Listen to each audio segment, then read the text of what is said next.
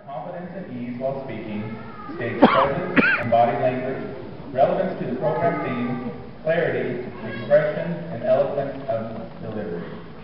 Let us begin. Like our church time.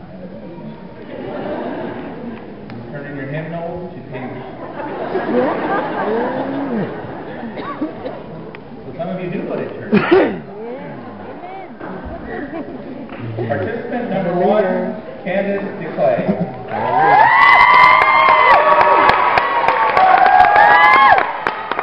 Tonight, for Kandace's traditional attire, she is dressed as an Apache warrior. Long ago, all Apache girls were raised to become gatherers, care for the home, and tend to the children. However, some young girls chose to become warriors. While there are many reasons behind making this choice, in this scenario, Kandace's father was killed in a raid. She is the eldest of 3 sisters and helps her mother care for her younger siblings.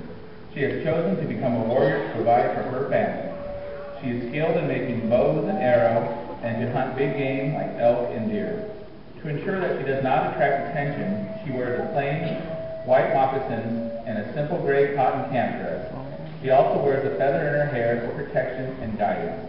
Ladies and gentlemen, participant number 1, Ms. Kandace Declay.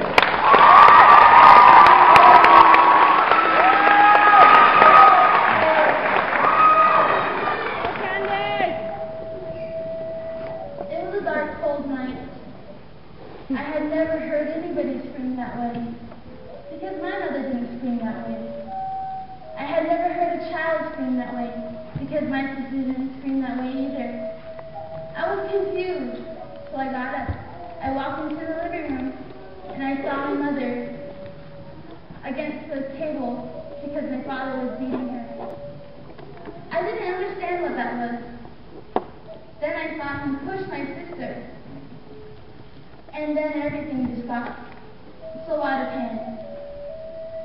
These are stories that we hear all across Indian country.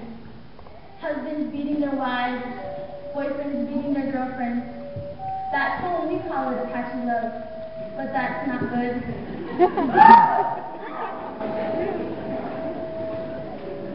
Women are supposed to be well taken care of, because they were the caretakers and the teachers of our home.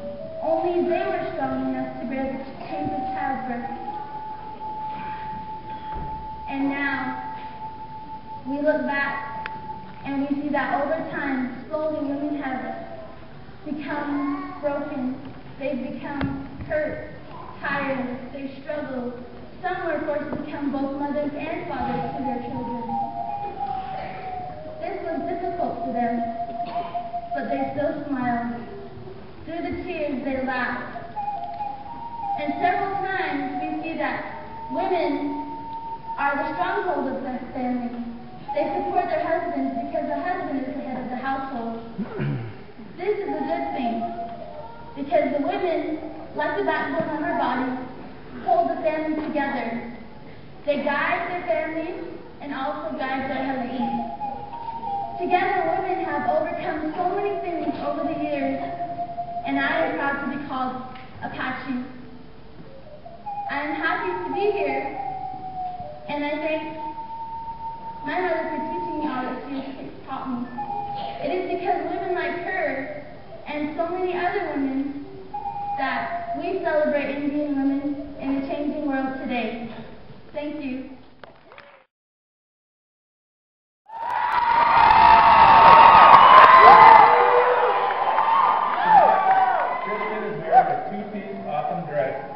Which she designed and sewed with the assistance of her mother. The dress is made of muslin and extended with a lime green and black design. The muslin represents the original wraparound dress used in the past by the Optam women. The design is symbolic of the Estrella Mountains and the Gila River that once flowed vigorously in her community. Kristen chose to use this design to remind her of who she is and where she comes from. She chose lime green because it is her favorite color. On her feet, Kristen wears traditional Optam sandals. To extend her dress, Kristen wears a multi-strand bead and shell necklace.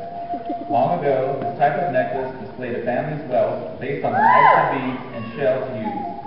The necklace is matching earrings and bracelets were made by Kristen as well. Participant number 2, Kristen, Dosela.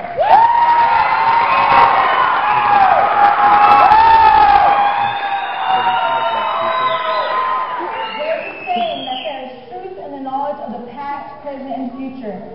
This year's theme, Celebrating Indian Women in a Changing World, gives me the opportunity to celebrate the women in my life. My women were responsible for my upbringing and ensuring that I had the knowledge that was needed. Our native ancestral women of our past include our grandmothers and our great-grandmothers. These women had the duty of taking care of the home as well as the children. These women knew our songs and our dances. But back then, a formal education was not needed, but the knowledge that they carried with them was our way of life. They knew what foods to make. They knew what materials were needed in making baskets, pottery, and clothing. Our present women are our mothers, our sisters, our cousins, our aunts, and our friends. These women walk in two worlds, that of their grandmothers and that of the ever-changing modern world today. In this day's world, we need an education to survive. But we also need to preserve our culture. And that is why the women of the past and the women of the present need to come together so that the women of the future have a good life. In today's world, our priorities have changed. And technology, it continues to intrigue us. And because of that, our culture is dying out. It is not yet lost. It is just sleeping. So we all need to remember that. Knowledge and our culture is the most important thing for today. So that way, the women in our present and our past can teach the women for the future. And that way, the knowledge of our culture will always stay the same. I am thankful for the women in my life. My mother, my grandmother, and my great-grandmother. I am thankful for them so much, and I love them. Thank you. Number 3, Nolene, Watahomigie.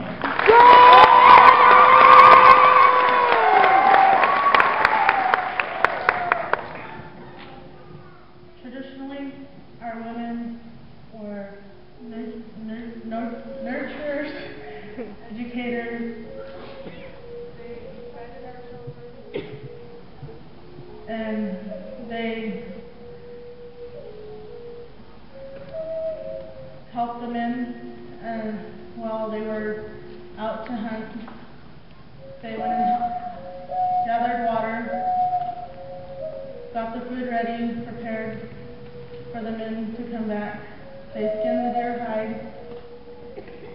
Today, in the changing world, are not following their traditions as our ancestors did.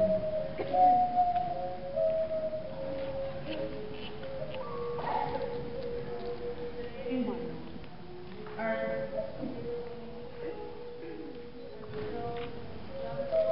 Native women, and they are strong. They are the backbone, and they are the dad.